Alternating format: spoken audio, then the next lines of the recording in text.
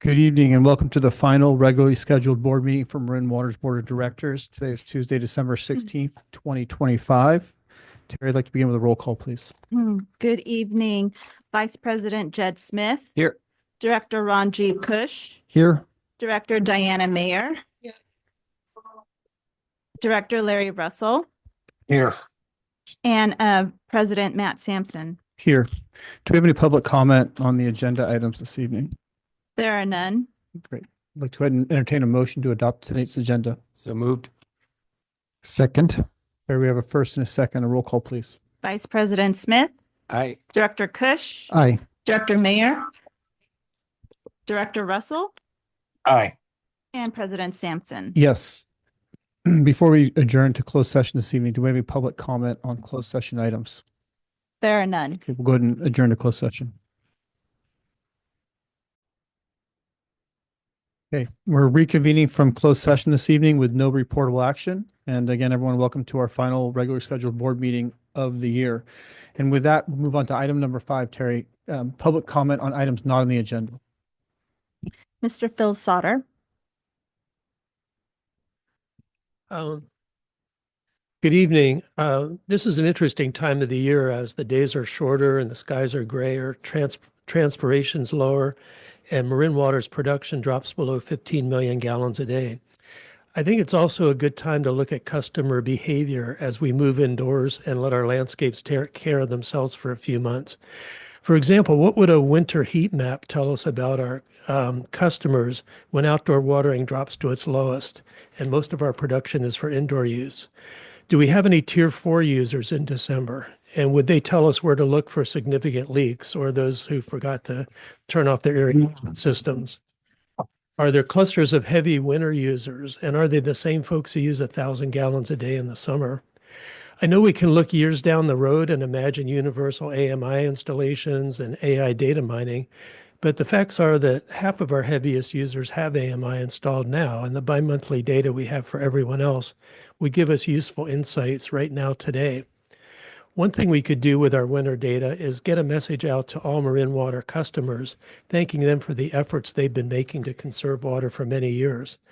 Our daily water use in December is a little over 40 gallons per capita today, and that's down from 55 gallons per capita per day in 2016. As we continue to urge some users not to waste potable water, it would be nice to acknowledge that most Marin Water users have got the message and are doing a good job. It's also a good time to ask customers to take a look at their winter water bills and compare them with last summer's water bills and think about how they could keep next summer's increases at bay. One other thought that comes to mind is from a discussion at a board finance committee meeting last summer when we saw monthly water sales drop a few percentage points below budget. I wonder would it be like to sketch out a budget that took account of our customers' steady efforts to conserve our potable water supply, and a budget that didn't rely as heavily on spikes in summer outdoor water use. Such a budget might link capital project expenditures to sales revenue. When potable water demand is low, we reduce the capital for new supply, and when potable water demand is high, we increase the capital budget for, as one example, a larger purple pipe system. All this is to say that these low demand months seem like an ideal time to imagine and plan for what Marilyn Price calls living within our means. Thank you. Thank you. There are no further speakers. Move on to, excuse me, item number 6, Director and General Manager's announcements. We'll start with General Manager Hornstein. We have a brief announcement tonight. I wanted to share that I'll be retiring at the end of this coming year. I look forward to supporting the board as you go through the process to select a replacement. And of course, continuing to support staff with all the key activities and initiatives this coming year. Brief but powerful, for sure. Obviously, we're going to have a lot of time to celebrate your leadership and governance over the board and the district all next year. But congratulations on the announcement, and we look forward to working with you for another 365 days. Director, I guess it's it's as real as you make it, then. Great. Director Mayer. Is this the part where you're asking for announce like things? Okay. Um, Ben, you're going to be a hard act to follow. Um, so that's all I can say. I was at the North Bay Water Reuse Authority meeting on Monday. Just thought I would report back on that. It was an interesting conversation, a lot of focus on Prop 4 and funding sources, and kind of donated or offered to lead possibly a lobbying effort up to Sacramento, if we can identify some possible sources of funding that might benefit not just Marin Water, but kind of our region as a whole. So that was a very interesting conversation. That's kind of all I have to report. Great, thank you. Thank you for that not so insignificant announcement and your thoughtful process and your leadership over the 3 years that I've been here. And I look forward to working with you in the year to come as we work through this transition. That won't be easy. I'd also like to report that I attended the Marin Sonoma Water Coordination meeting with representatives from Sonoma, Novato, and so often Petaluma comes, but they didn't this time. And it was, as usual, very thoughtful. I think it helped set up a lot of regional coordination that in ways guided us through our long-term partnership with Sonoma Water and the contractors. So that has been successful and successfully signed. And so I think we were all proud of that. But as we move towards ARC, which touches everybody, there's a lot of inputs that I think are going to be important for us to connect with, both from the touch points in the Russian River area and the impact on the habitat, which will be important for us to keep our ears open and listen and understand, as well as where the pipe goes, every street, every town, and the impact and the potential resistance that we might have all the way to where the water goes to. So in no way is this a slam dunk or going to be done. There's an enormous amount of work to do here, and I think we should all be prepared to answer tough questions and understand and help educate the benefits for everybody. Great, thank you. Dr. Kush. Wow, Ben, when you make it official, it just really emphasizes to me how important it's going to be to make every day in 2026 count. So renewed attention on our collaboration. No other comments, though. Great, thank you. Director Russell, any director comments? None for me. Thanks. Great. I'll go ahead and say that same thing. So we'll move on to item number 7, board and committee reports. Do we have any board committee readouts from here? Larry, do you want me to give the report for the planning committee? I'll go ahead and do it. Sure. Sure. Okay. So just to summarize, we had a planning committee meeting and special board meeting on Thursday, December 11th. During that meeting, staff provided the committee with an overview of the planned Scenic Avenue tank replacement project, one of the 4 remaining redwood tanks that the district still maintains. For that replacement, staff has opened the construction bidding process and will bring the item to the board sometime in February to consider approval of the construction contract award. The staff reports and a video recording of the December 11th meeting are available on the Marin Water website. Great, thank you. Any further board readouts? Okay, with that, we'll move on to item number 8, our consent calendar. I did just have one comment on the general manager's report. Want to just highlight the 30 acres that were done on the watershed, additional fuel vegetation removal off Lakeview Fire Road. It's visible, it's a big difference. So great. It's really good to see, and hopefully that prepares us for our burn plan heading to 2026. And then to build on the public comment earlier from Phil, the production was down to 15 million gallons a day, which is significantly less than what we've seen before. And it could be because we had pretty early rains in October to catch up, but hopefully AMI will help us be able to dial that in so we have a better understanding what the actual impacts are to our water thing. But 15 million gallons is a great number based on what we had before. So just would like to recognize that. And with that, I'll go ahead and entertain a motion and a second to adopt the consent calendar. approve the set calendar, excuse me. So moved. Second. First and a second. Vice President Smith, Aye. Director Ranjiv Kush, Aye. Director Diana Mayer, Aye. Director Larry Russell, Aye. and President Sampson. Yes. Moving on to our regular scheduled items. Item 9A, the North Marin Line Stabilization Project revisions and supplemental initial study mitigated negative declaration. That's a mouthful. Yeah. One breath. Good evening, President Sampson, Alex and I, Engineering Director. Here with me this evening is Alicia Irish, who will be presenting this supplemental ISMAD for this particular project that we've been working on for some time. We have a brief PowerPoint presentation, so with that, I'll pass it along.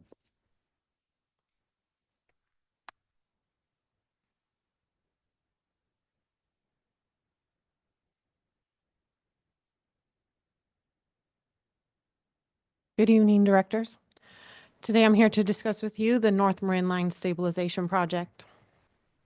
We'll talk about project background, some highlights of the project, the supplemental initial study and mitigated negative declaration, and then recommended actions and next steps. So you see on the figure on the right, the North Marin Line. The North Marin Line is the raw water transmission line that travels from Nicasio Reservoir to the San Geronimo Treatment Plant. And it's the sole transmission line from Nicasio and Kent Lakes to that plant. As we've discussed at previous board meetings, the North Marin Line is a major pipeline project that needs replacement. It's still in the planning stages, and in the meantime, staff has come up with an operational strategy that allows us to bring the risk priority down, namely by having pipeline supplies on hand for repair if it were to break. At some point, this entire pipeline would need to be replaced, but not in this immediate time frame. In the while looking at this project, staff has identified a vulnerable section, which is the project that we're going to be talking about today. This section of project, which is in the red circle at the bottom of the figure, is difficult to repair and would add cost and complexity to the larger project should we wait for this particular part of the pipeline to be repaired. This pipeline is a 34-inch pre-stressed wire-wrapped concrete cylinder pipe installed in 1957. And we actually started thinking about this project a number of years ago. In 2016, the original project that staff proposed was to replace the North Marin Line creek crossings across San Geronimo Creek in the two yellow diamonds depicted in the figure at Crossing Site 1 and Crossing Site 2. And staff even went so far as to present and get a ISMND adopted for this original project, which was to just replace the two pipe crossings. You see one of the crossings in the figure on the left with a single span truss bridge. The proposed revised project still does that at crossing site number 2. But in lieu of replacing the crossing site 1, staff proposes to install pipe in Sir Francis Drake Boulevard from the intersection of the Leo T. Cronin parking lot to crossing site 1, which is the proposed pipeline route depicted in light blue. You can see the existing pipeline route in the red from the red triangle up towards the yellow diamond. And the other component of the proposed project is to remove the existing pipe and pilings from the creek, which was not originally included in the original project. Additionally, by relocating this pipeline, staff also proposes to relocate and replace the 68-year-old shafter valve. This valve is very important to the district, not because it's named. We don't have many named valves in our system, but it does allow the district to source water independently or in a seasonal blend from either Kent or Nicasio Reservoir. Going into some of the highlights of this project, starting with crossing site 2, which is the Eastern Link crossing. This creek crossing is proposed to be replaced with a 36-inch pipe supported on a single span steel truss bridge, which means that at the culmination of construction, there would be no pilings in the creek. You can see one of those pilings on the figure on the left in the existing pipe as it goes back into Sir Francis Drake, and a schematic of the proposed replacement on the bottom right. In the top right corner, you can see the entire pipeline crossing across San Jeronimo Creek. And this alignment actually follows the old railroad. And you can see in the figure the old railroad abutments that are perpendicular to the pipeline. At crossing site 1, this pipeline and piling would be removed after the pipe is installed along Sir Francis Drake. And then finally, the shafter valve would be relocated. This is the existing shafter valve at the north side of Shafter Bridge at the bottom of Leo T. Cronin parking lot. And you can see that it's an above ground vault, and it's currently located behind a fence on private property. Staff is proposing to relocate this valve to the other side of Shafter Bridge in the location shown on the right, which is the entrance of Lower Peters Dam Road, and it goes up to Kent Lake. The final condition would be flush with grade, so it would be going from an above ground vault to a flush with grade vault. Now getting into the environmental review process. Like I mentioned, the original project, ISMND, was approved by the board in 2016, as well as the original project scope. The supplemental ISMND, the purpose is to review and analyze the project revisions pursuant to the California Environmental Quality Act and to augment to the 2016 approved ISMND. This draft supplemental ISMND was released for public comment on October 17th and was originally intended to conclude on November 17th, but at the request of CDFW or the California Department of Fish and Wildlife, this comment period was extended to November 26th. During this time, 2 comments were received, one from CDFW and one from the San Jeronimo Valley Planning Group. All of these comments were reviewed and considered, and as a result, minor revisions were made to the supplemental ISMND. The final supplemental ISMND can be found at the link shown. And it includes all response to comments received, and it finds that all potential environmental impacts will be mitigated to less than significant with the adoption and implementation of the Mitigation, Monitoring, and Reporting Program. Staff is recommending to the board 3 actions this evening. The first is to approve a resolution adopting the final supplemental initial study mitigated negative declaration and mitigation monitoring and reporting program for the North Marin Line Stabilization Project. Secondly, we are recommending to the board to approve the revised North Marin Line Stabilization Project. And finally, direct staff to file a notice of determination with the Marin County Clerk and State Clearinghouse. Should these recommendations move forward, the next step for staff is to complete the design and initiate purchase of materials. Thank you. Great. Thank you very much both for the presentation.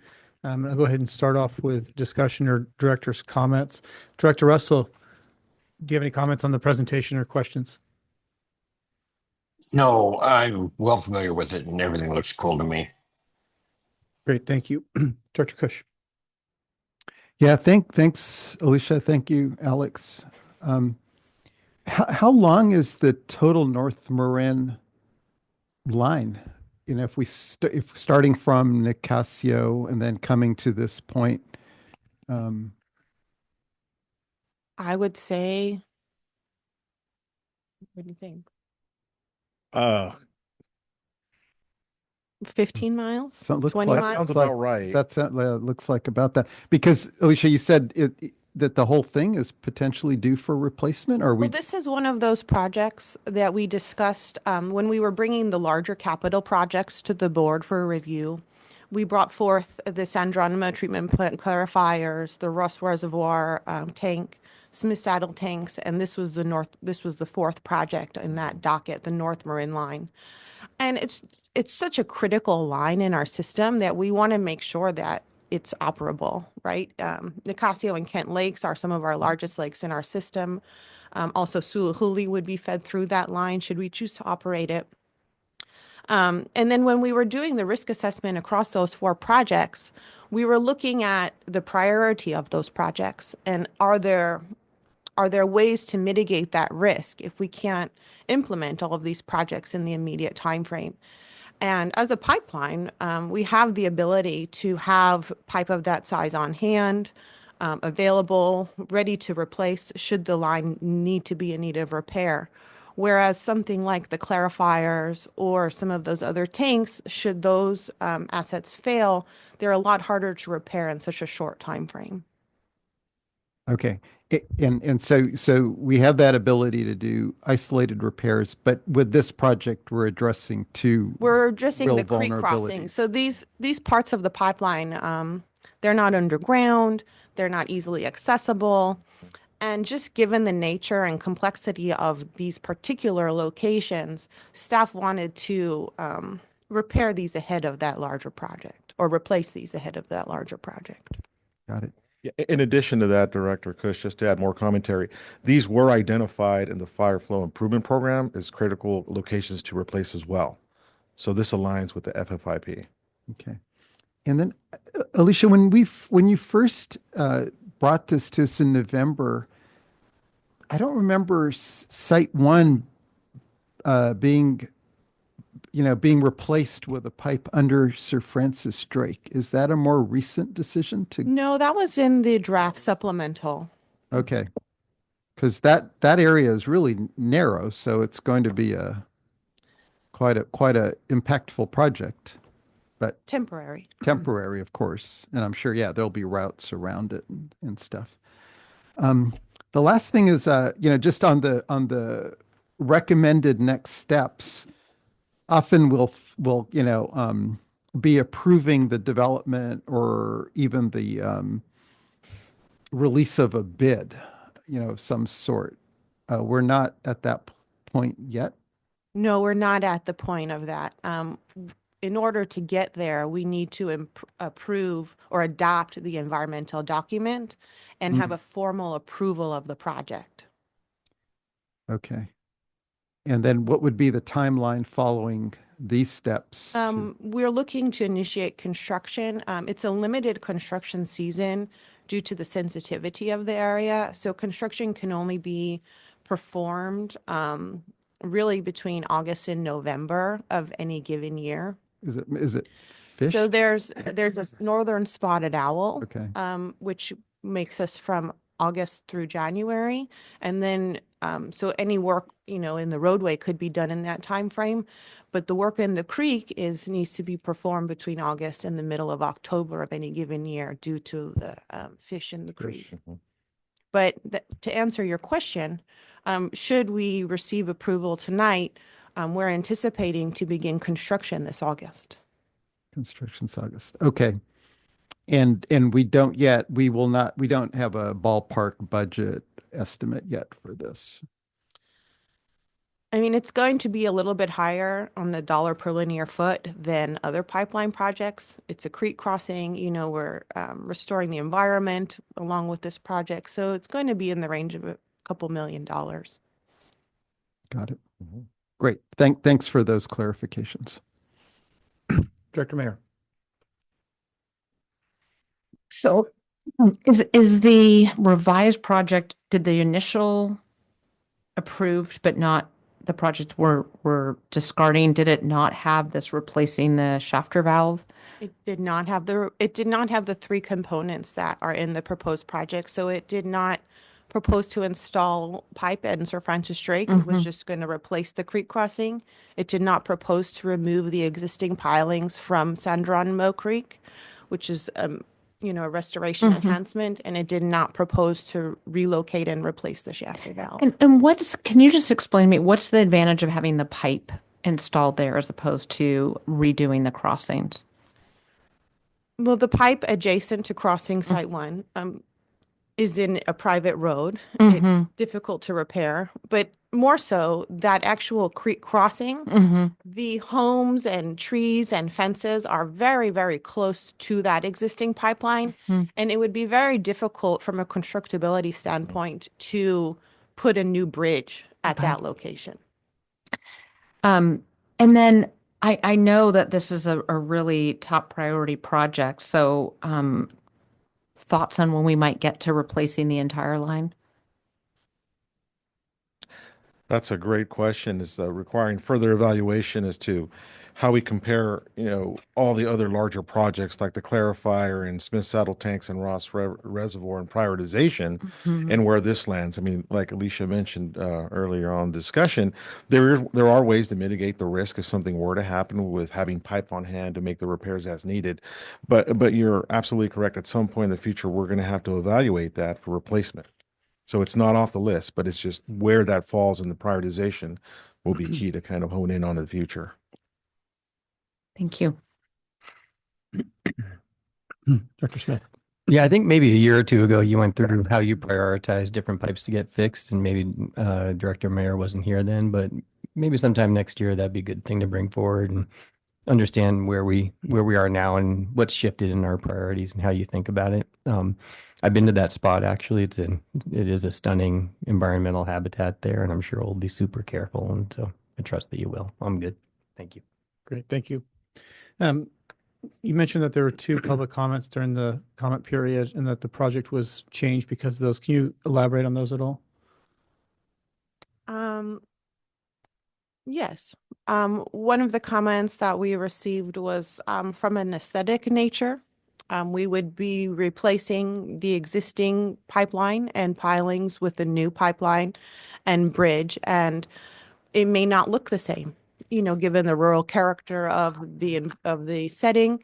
And so staff has included further detail in the project description to implement the use of color treatments. So you can make a pipe of that size. It would be, instead of what goes in the ground, a tape wrap on the outside, so it's bright white. You can get it to be concrete coated on the outside, and then you could even color that concrete further to match the environment that it sits in, so it doesn't stick out, right? It's important to not cause any further impacts, Right. from any perspective. And so that's one example of something that we adjusted. Other examples are noting the construction windows, right, due to the sensitivity of the animals in the area. And so clarifying that. There was a typo on the location of where the new shaft or valve would be. It was just incorrectly stated, so that got fixed. So minor revisions were made. Great. Well, I did want to highlight that because I appreciate you taking it in the public comment, public consideration, and actually creating a project that's more acceptable for everybody. So thank you for doing that. It's important. In this pipeline, is this where we're going to reuse for the pipeline that was purchased for the bridge issue in 2021, or the emergency pipe intertie project? Are we going to be able to repurpose that pipeline for this project? No, this is a different size pipe we're going to be using Okay. here. And as well, the exterior coating is not what we had on the other pipeline that we Okay. purchased. So yeah, Okay, it'll be gotcha. a different pipe. Right. And then Tokoloma is still moving forward as well. So it sounds like these 2 might be aligning at the same time, so we get much better, I guess, reliability of the entire system from Nicasio all the way through then. Yeah, once both of the projects are completed, yes. Okay, great. I also just want to appreciate moving that pretty integral valve off of private property and into a location where we could probably secure a little bit better and a lot less traveled. So what that's leading to is a thank you, because this project was identified as a vulnerability for the district. And we appreciate you continuing to bring it back up and reminding us of how important it is, and taking the steps here to make sure our infrastructure is modernized so we can still meet the demands in the next 50 years on one of the most critical pipelines. So with that, I just want to say thank you very much for bringing this, moving it forward, and continue to make progress. Terry, do you have any public comment? There are none. Great. Molly, point of clarification, can we take these 3 collectively as a vote? We have actually taken the liberty of incorporating all of them into single resolution, so you could just move forward with the resolution in the packet, and it includes all the actions that were identified. I'd like to do that. That sounds Okay. good. Can I have a motion to, or entertain a motion to approve the package as stated by staff? So moved. Second. Terry, we have a first and a second. Roll call, please. Vice President Smith. Aye. Director Mayer. Aye. Director Kush. Aye. Director Russell. Aye. President Sampson. Yes. Moving on to item 9B, approve a professional service agreement with Kitchell for owners representative services for work facilities concepts. Okay, that's two. me again. So, yeah, this is a pretty interesting one this evening. So I'll be kind of walking us through this one. So, really looking at Marin municipal water districts, in the 113 years that since the district was established in 1912, the district has had two administrative buildings. The first one being downtown San Rafael, which is our primary building from 1924 through 1962. 38 years we were there. Then sometime in the late 1950s, early 60s, the board and district staff back then was expanding, so there was a need to create and build a new building, and staff took forward and constructed the current day administrative building we're here today, along with the corporation yard back across the street in 1962. And we had a nice inauguration back then, even though I wasn't there, but there's pictures to prove it. So in those to prove I wasn't there, I wasn't even born then, but it was nice. People dressed differently then, so I'll just leave it at that. So in those 63 years since this building and we've been here, the district has recognized the need to assess its facilities as we do. And also, just like all the rest of our infrastructure, this building and the corporation yard buildings are also aging. So the district first started by doing an assessment in 1988, where it was primarily focused on looking at the mechanical, electrical, and structural components and workplace utilization here at the administrative building. And then later again in 2016, a more comprehensive assessment was done of the building, including the corporation yard buildings and warehouse. And that really kind of was really more of a visual inspection done by professionals, engineers, and structural engineers and architects to look at the building and see where there were deficiencies and also to evaluate the equipment. And then most recently in 2023, the district did go through a process of evaluating possibly moving to a different location elsewhere. But during the process of that evaluation, it was determined that, the move and splitting the administrative building and the operations and really would cause a lot of strain on the operational efficiencies. So that process was discontinued and we didn't proceed anymore with that.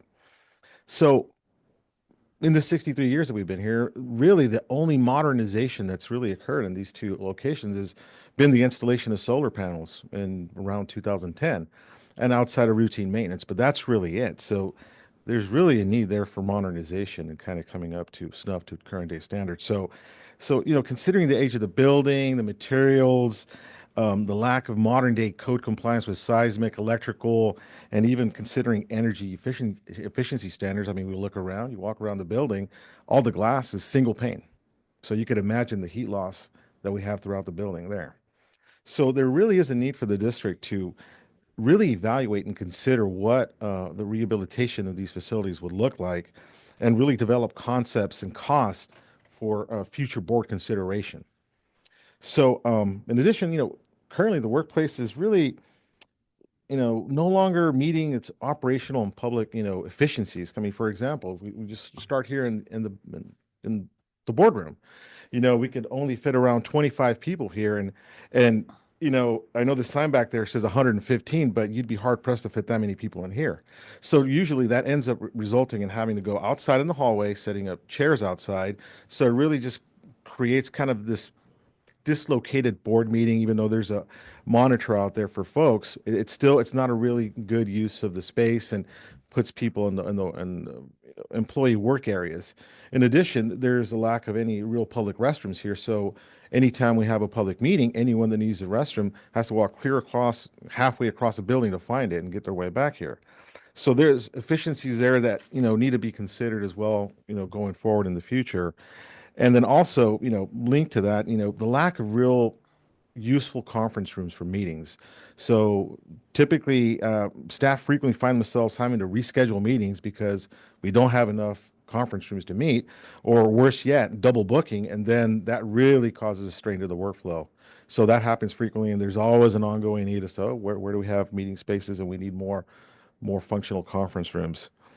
Kind of to dovetail on that, across the street in the warehouse, we do have our emergency operations center that duals as another conference room, but it lacks technology and size in the event of a big earthquake or a big event that requires activation. It's not really big enough to really have a functioning EOC within the district to coordinate with Marin OEM as consider some larger events that could occur.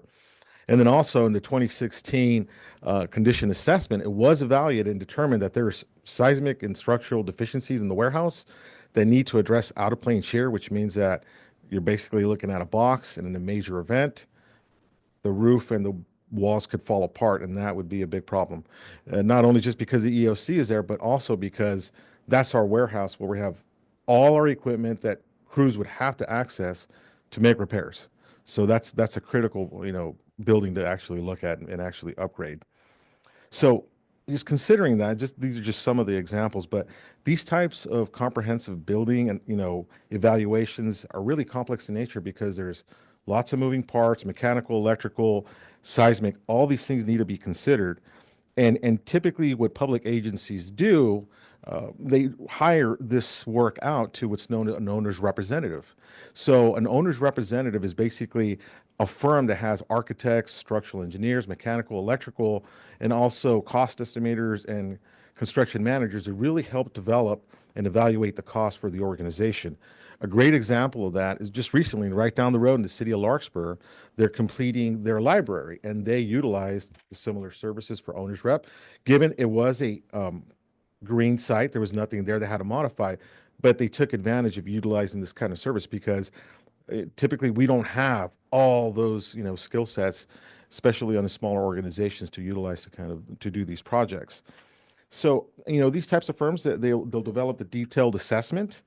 They will develop the rehabilitation concepts, cost, and project delivery options such as design build or progressive design build. So, for example, just looking at this building, what the firm would do, they would come in and, unlike the 2016 evaluation, they would actually remove some of the facade on the outside and look at what the rafter and column connections look like so they could analyze what additional structural modifications are needed there. In addition to that, they have to look at the connection between the column and the foundation to make sure that there isn't any additional needs there, as well as doing geotechnical borings in the foundation to see what additional seismic or upgrades need to happen there, like doing something like micropiles to increase the capacity of the foundation. Because the only way we're going to expand, really look at expanding this site is going vertical. So those options need to be considered. I mean, going out on a single story really impacts parking, so that reduces our parking. It impacts everything. So the only real option is really going vertical in this situation. In addition, they'll have to look at electrical and mechanical components like our electrical switchgear and HVAC system and boiler system, and just to make sure what needs to be improved to ensure that whenever the power goes out or there's an event that happens, that there's power here to this building, such as incorporating generator connections. We have a whole fleet of generators across the street that we could utilize for that. And then also thinking about the future and how we incorporate the EV charging stations for future expansion and building that out as we move forward. So, and then in addition to that, just looking at the general structure and building, the general building structure is also being thoughtful how a new boardroom would look like, and strategically you would want to kind of have that connected by partitions with other functional conference rooms, so that way when we do have the bigger meetings, those partitions can be moved and we have a functional area. And also the new boardroom would have new technology for Zoom meetings and broadcasting, as well as for the public to utilize. And then also developing the conference rooms for staff to utilize for meetings and trainings that we currently have, that also have technology that could also have partitions, so that way when an emergency does happen, those partitions can be opened up and we can have a functioning emergency operations center that's large in size to actually accommodate a long-term emergency if needed. So considering all this, and then recognizing that we did identify the work facilities in our strategic plan under Goal 2, Objective 1. District staff did issue a request for qualifications in September of 22. And we did receive 2 proposals on November 7th. Staff did interview both of those consultants on the 20th. And based on the proposals and the interviews, it was determined that the Kitchell company did provide the best qualifications and understanding of what we need to do with the experience working with public agencies on these types of projects. So, the owner's rep is fundamental to providing all these, preliminary design concepts, costs, and deliverable methods that we will be coming back to the board in the future for more discussion. So, if the board considers this contract tonight, staff will have the option to start, working on this. And we'd be looking to come back sometime in the summer of 26. Once we've had a chance to identify, what's needed and really develop, refined cost, what the concept will look like, and with recommendations for the delivery method for future, board consideration. So, staff, we're seeking, authorization from the board to proceed with executing this contract with Kitchell to start this process going forward. And with that, I'd be happy to take any questions. Great, Alex, thank you very much for that update and report. Move on to director comments. Director Mayer. Alex, when are we thinking that we would do these changes? Will it all depend on what they have to say about what's viable and how much it'll cost and things like that? That is a great question. So hypothetically, if we were to get into contract with them, we'd come back sometime, let's just say July of 26, with the findings, at which point we would discuss what the cost is, which we'd have time to refine, looking at the concept, what the buildings could look like. And these are all going to be individual. So, and then also what the best project delivery method is. And at that point, if the board decided to proceed, then we would proceed with a contract and then go into design or a contract with Kitchell. They would help us put together the RFP requesting the construction and architectural services to do the building. At which point we would come back probably at the end of the year with a recommendation for a consultant or architect contractor to actually do the work. And then we would get into design, and 9 months later, we would be at a point where it's 60% design, at which point we would come back to the board because with a design build option, that's the point where it's kind of the go, no go phase. So at that point, we would have the guaranteed maximum cost of the project. In this case, because the contractor and the architect work together, and that really helps in the efficiency of the construction because they both have skin in the game to make sure the project's done right. Whereas in the traditional design bid build, the contractor's pointing fingers at the designer's and it's just ongoing, which leads to costly overruns. But in this fashion, they both have an incentive to make sure that they get it done and design right first, from the get-go. So at that point, 9 months after that, once we know the cost, then at that time, the board would have the option to proceed with actual construction or hold off and look at other options for project delivery. And can you remind me, I think, didn't we just earmark some funds for this? I'm very aware, it's wonderful that our demand is down, but I'm also very aware of what's going on with our budget. So I think we just put some funds aside, but I don't remember how much. We have, talked to the board. I don't know that it's It was actually voted on, maybe not. occurred, but Yeah.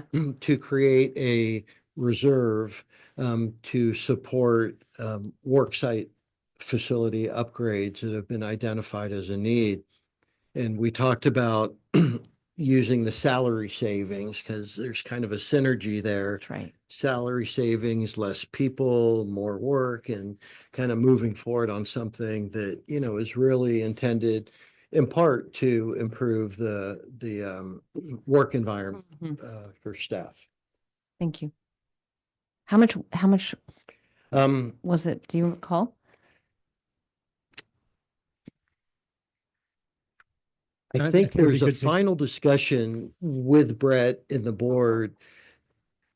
It would be good to have that as a future agenda Yeah, item, so we can get absolutely. the actual But document it's on certainly to share with you, certainly above the amount of this contract. Okay. Thank you. there. Director Smith. Yeah, great. Thank you for the process. I think you picked a great firm, and I'm nervous about how much they're going to find, but we need to do it. It's time, and I look forward to the next steps. Director Kush. Yeah, my thanks as well, Alex. You may have said this, but will the firm give us a few different scenarios for how we could proceed with the modernization? For this first phase of the concept, yeah, the idea is to have some feedback from the board and staff that goes into what the concepts look like. So, the thing is, what's really important is what we're going to want to focus on for the concept. So there will be some involvement there for Right. feedback and what it could look like. Because we may determine that the optimum refurbishment is really beyond our budget, and so we might want to go for something that's more intermediate. I don't know at what stage we'll be deciding between different. Well, there will design be that options. analysis done by what's the cost for the rehabilitation of the building, right? To what we need to get to modern standards in the work areas, and then looking at all the options as far as proceeding with the rehabilitation of the buildings. So I think the short, direct answer is yes to your question, and that staff is going into this with eyes wide open, understanding, new admin building always can raise eyebrows if not done thoughtfully, and maybe even then. So we do want to provide options, and we do plan on that with the board. And also part of this effort is to get as hard of a cost estimate as we can. Because in this sort of effort, you never want to be, not only are you doing it, but cost overrun kind of thing. It's just can be fodder for various publications or the like. So the intent here is to provide an understanding comprehensively options and very as tight as we can get in terms of cost estimations. Great. Yeah. I mean, it's hard, given that the building was constructed in 1962 and has had little work done since then. It's I think fairly straightforward to explain that we need to undertake this process. But I think Ben is identifying an issue that, we're going to also be having to face as we move forward, which is, a white elephant type, scenario. So yeah, I guess when we do reach maybe that design phase, do we include the swimming pool? Do we leave it out? We might have some opportunity to make decisions. But for this stage of the process, I think it makes sense to me to bring the firm on to do that about assessment, I guess, of what we currently have. Yeah, a famous engineer once told me that in engineering, you always try to do the most for the least. You've done it well. I think you misspoke. It's the water retention pond Yeah. that you're talking about. Yeah, not the swimming pool. You're right. Director Russell, comments on the second presentation. Yeah. Who was the other firm, Alex? The other firm was Swinnerton. Well, that's interesting. I'm not familiar with Kitchell. Where are they going to run the job from? Yeah, they're local. Their main office is out of Sacramento, but they have field offices in Santa Rosa and Oakland. So they're going to be local. They're going to be local. I think your comments about the boardroom are a bit dated. I mean, I haven't seen us even fill up the seats in the existing boardroom since we had the Zoom meetings.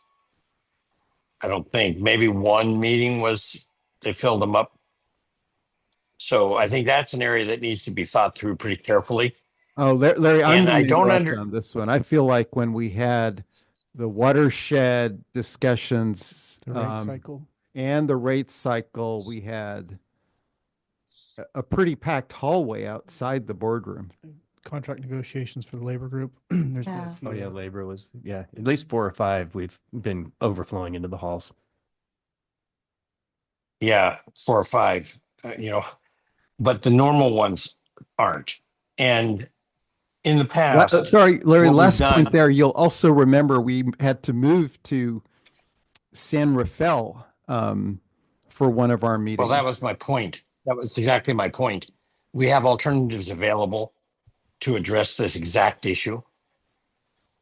So I think we need to be moving carefully here on something that meets 90% of its need. Occasionally it doesn't. And we need to think about that in terms of investing money. The other thing I didn't understand, Alex, is the exposure of the foundation of the building to look at it. I mean, surely we have the design plans. Is there a reason to suspect it wasn't built according to design? Well, I think that's a great question, Director Russell. But, as any architect who's going to be signing off on something new, they want to verify, trust but verify. So we do have the as-built plans, but they would still want to see that. So they won't be tearing apart the entire facade, just certain strategic locations to look at that. No, the facade I don't have a problem with. Looking at the ceiling makes sense to me. Looking at the foundation doesn't. Well, if, just considering if there's additional load on the building, making sure it could be transferred down into the foundation. And if the current foundation is adequate enough in capacity and size to handle that additional weight, then that's not a problem. But that calculation still needs to be done. So that way, if there's additional reinforcement that needs to happen, that needs to be considered. Of course, it needs to be done, but you start with the plans, not with cutting a hole in the floor. Yeah, no, correct. That's evaluating the as-built drawings of the building. That would be the first step. Of course. And as long as we keep it in that way, exposure can be useful. You're correct. But people tend, I think, to want to, I don't even know what a structural would look at, in terms of what they could see with an exposed hole.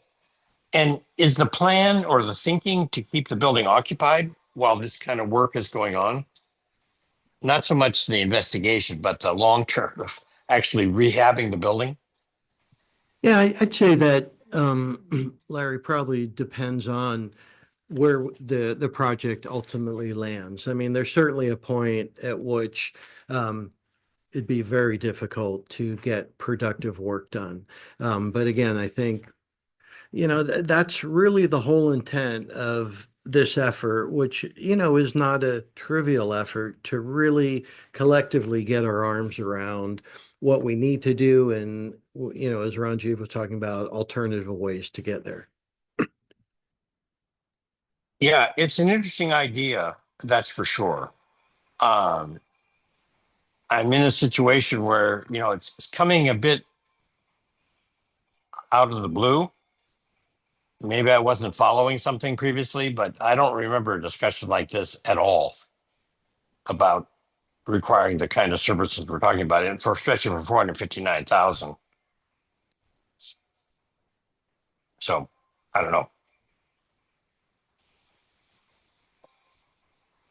This is just an investigation to come up with ideas in a plan and suggestions in the future. That we're not fixing anything yet. That is correct. No, we're spending 459,000 though.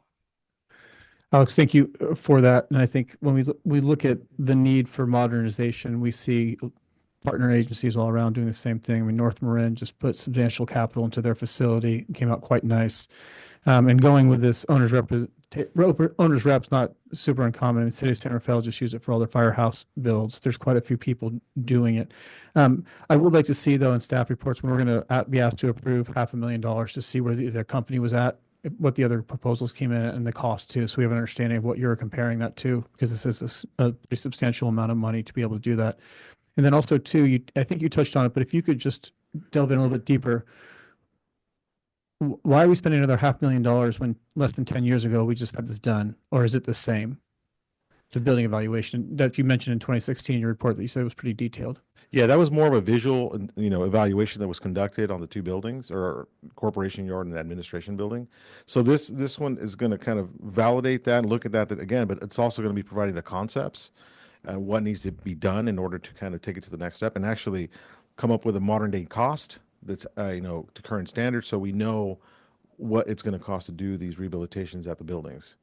And then also looking at the project deliverable method, for construction, because those are things that were not identified in the 2016 report. Great. And then, so now that we have a company that's going to do a detailed dive to where our deficiencies are at and then provide some options where we need to be, how are they getting informed of where we need to be? Where are they getting the direction of bigger boardroom, bigger office space, those things? Is that like all coming from staff as part of the initial process in this contract? Yes, yes. Staff has identified broadly, and I think those are really kind of the primary. There's some office space issues as well in terms of kind of functionality has come from staff. I think absolutely the board has a key role in it, and I think to have that discussion in the most informed way would be the next step when we have the costs associated with it, and we can talk about, okay, what does this give us? What's the cost for it, and what's the value of this enhancement? What's the cost of that sort of discussion? Understood. Thank you for that. And so they're going to be, this contract will cover here and across the street then. Correct. Is there the ability, based on some other efforts that we're running, to look at the watershed itself as bringing it into that same owner's representative build process when we look at the watershed facilities, when we come back with those reports? Yes. Yeah, this same structure could apply there as well. Okay, great. I know you mentioned that this is a common way to go, and I'm not completely against it, but when you deal with a company like this, it's extremely expensive on the front end because you have a whole bunch of other people that are showing up to these meetings. So I just want to make sure we're careful with our costs associated with this because, on a call with Kitchell, you're going to have 20 people from their company there and a few people from Rainwater staff. And that's why we're hopefully saving some money in the end. So just please, with that, be careful. But any other board comments? No. Okay, great. Any public comments? Yes, Phil Sauter. For what it's worth, I think that Kitchell is the owner's representative for the county with regard to the San Geronimo Fire Station. So I'm sure you've got connections there to figure out how to keep them on a short leash. Thanks, Phil. There are no further comments. And with that, I'll entertain a motion to approve item 9B. So moved. Second. We have a first and a second, Terry. Roll call, please. Vice President Smith, Aye. Director Kush, Aye. Director Mayer, Aye. Director Russell, No. Director Sampson. Yes. Okay, moving on to item number 10, future board and committee meetings and upcoming agenda items. Good evening. I just want to make a correction to the upcoming meetings for next year. Beginning at the January 6th Board of Directors meeting, our meetings will begin at 5 p.m., not 6:30 p.m. So January 6th, 5 p.m., we'll have our regular board meeting with a closed session to follow. Oh, I'm sorry, maybe actually that has changed. But then definitely January 20th, 5 p.m. meeting, there is a closed session. And then this Thursday is the Watershed Committee meeting, not tomorrow. So I just wanted to bring that to your attention. And then there is no North Bay Watershed Association meeting Friday of next year. I'm sorry, January of next year. And that's it. And then for the last time this year, we're adjourned. Good job, Matt. Okay.